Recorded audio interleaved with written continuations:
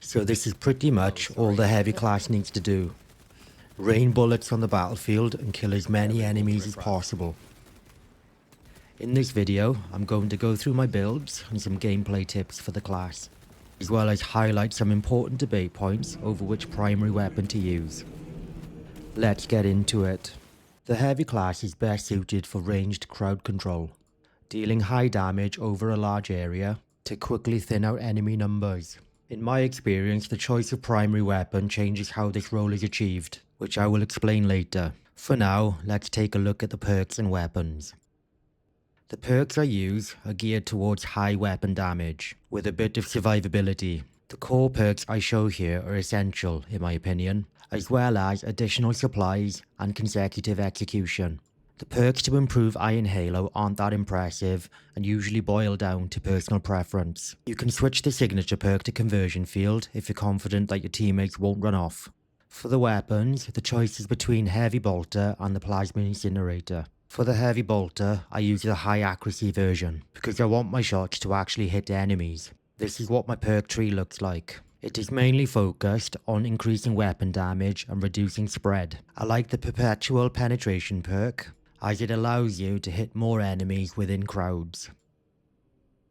For the Plasma Incinerator, I want to increase fire rate and charging speed, as well as improve capacity whilst reducing ammo cost. This will make it less likely that you'll run out of ammo, which is important because the heavy class is reliant on using their primary weapon. I use the plasma pistol for the secondary because of its ability to stun Majoris enemies with 3 to 4 charged shots. The perk focus is similar to its bigger brother. And with that, now to the gameplay stuff. The heavy's class ability is Iron Halo. The Iron Halo creates a shield in front of you, which blocks ranged attacks. This makes the heavy class a good candidate for dealing with ranged enemies such as zoanthropes and ranged chaos enemies. The Iron Halo can also grant various buffs depending on the class perks you have chosen, which encourages you to use it. And now some gameplay tips to help you with playing the class. Tip number 1, switch weapons on overheat. Good news, the heavy class does not need to reload. Bad news, the guns you use overheat, which will stop your weapons from firing. If this happens, switch to your secondary, so you can continue your barrage while your primary cools down. Note, you will get a sound cue when your gun overheats. Tip number 2, shock grenades are probably the most useful grenade.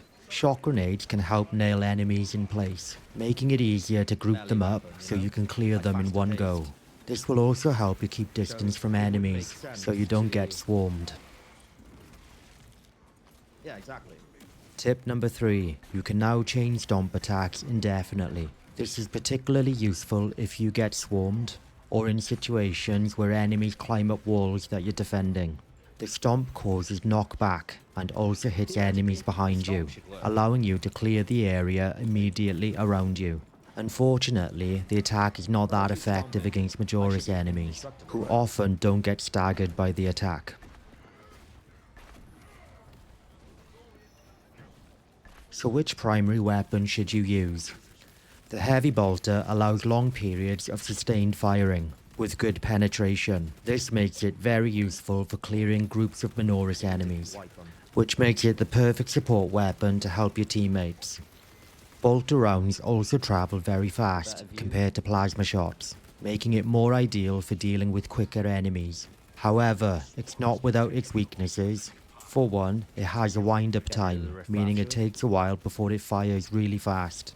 It also relies on headshots to do more damage, which really matters when you're dealing with Majoris enemies.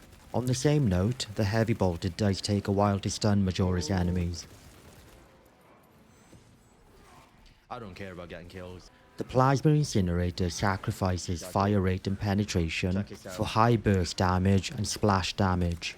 This makes it better for combating several Majoris enemies, but less ideal with dealing with bigger crowds.